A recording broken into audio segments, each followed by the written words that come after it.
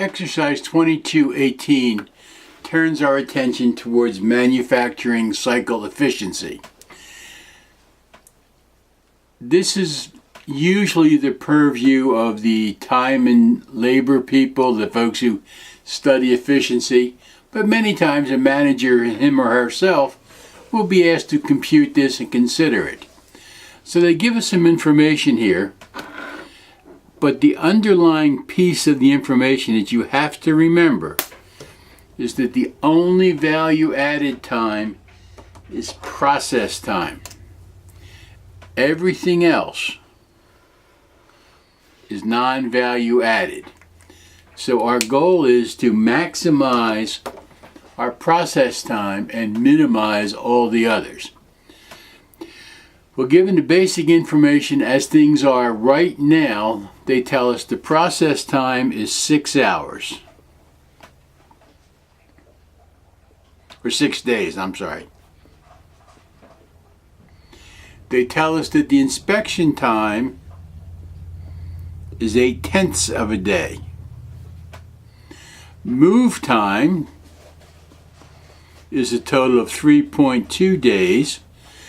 And this is apparently is a manufacturing line where there's moving from this point to this point to this point.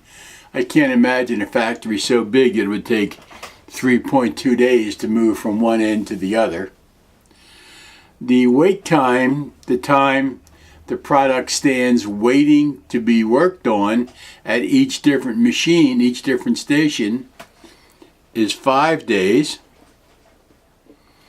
So the total manufacturing cycle time from beginning to end, from the minute a product gets started working on until it's finished, is 15 days. Like all other ratios, is that good? I don't know. Is that bad? I don't know. You gotta look at the rest of the industry. So let's interpret what that means though, because we can do that.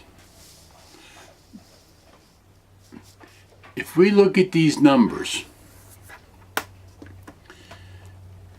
we're told that Oakwood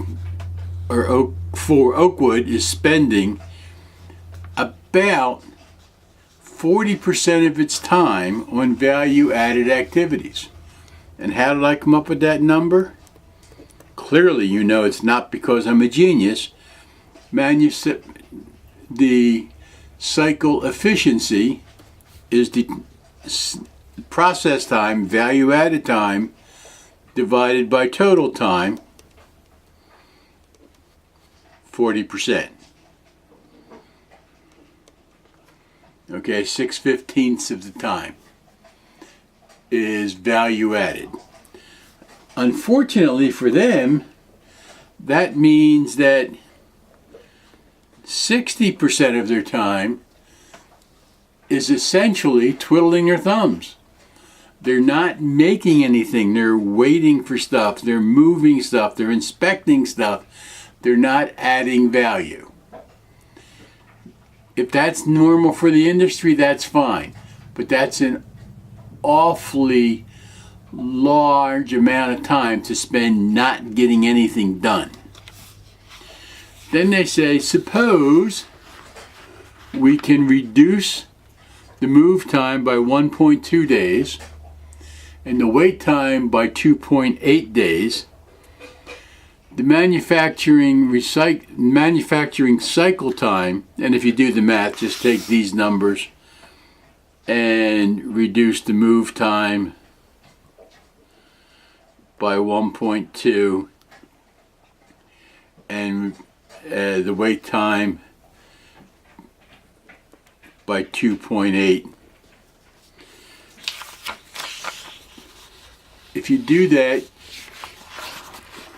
your manufacturing cycle time will be reduced to 11 days.